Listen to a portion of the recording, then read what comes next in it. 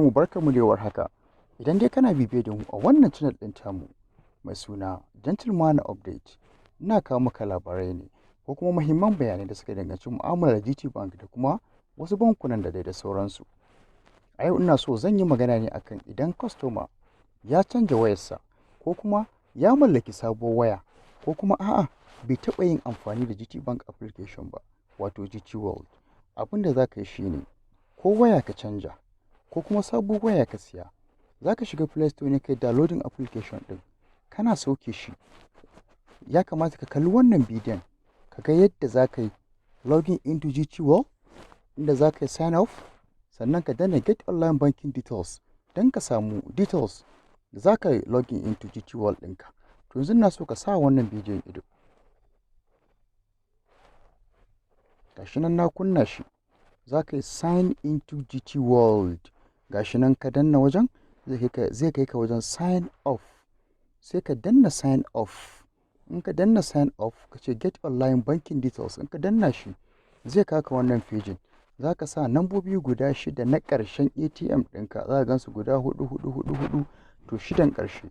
Sannan idan ka zo card pin ɗin da kake cire kuɗi a ATM ɗinka, da shi za ka yi amfani a kan ATM machine. Wannan pin ɗin da ke sa ka yi withdraw shine card pin. Sannan ka zo ka danna wannan get OTP ɗin nan. In ka danna za a turo maka da nambobi guda 6, sai ka sa su, sai ka submit. Za ka ga ya nuna maka done.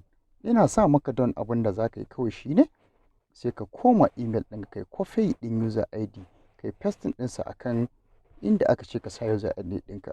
Sannan ka ƙara komawa kai copy ɗin password, ka login, ka sa shi akan inda aka ce ka sa password ɗinka, sai ka login in. Zai buɗe maka. Yana buɗe ma za ka ga transaction pin. Wannan transaction pin ɗin guda 4 ake buƙata ka sa shi, sai ka maimaita shi. Kuma ko number da kake withdraw za ka iya maimaitawa. Sannan za ka je wajen last 6 digit ka sa. Idan kana cikin yi za a tura maka da wasu pin ɗin guda 6 wato OTP, sai ka ɗauko su sai ka sa a can ƙasa wajen one time password. Idan ka zo secret question za ka tambaye kanka kamar ka ce what is my food, what is my city. A answer ɗin sai ka sa sunanka.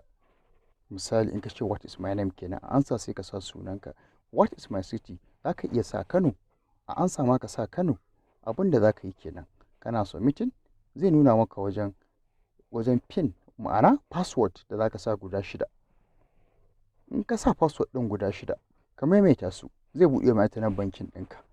To wannan shine hanyar da za ka buɗe GTWorld application idan ka canja waya ko kuma za ka zamanto za ka fara yi shi wannan amfani da GTWorld ɗin kenan. To muna so ka danna mun subscribe a wannan channel ɗin tawa mai suna Gentleman Update. Idan kuma ka yi subscribe tun a baya, muna so ka danna mun like, sharing bidiyon mu don mu samu ƙwarin gwiwa tura maka muhimman bidiyo irin waɗannan.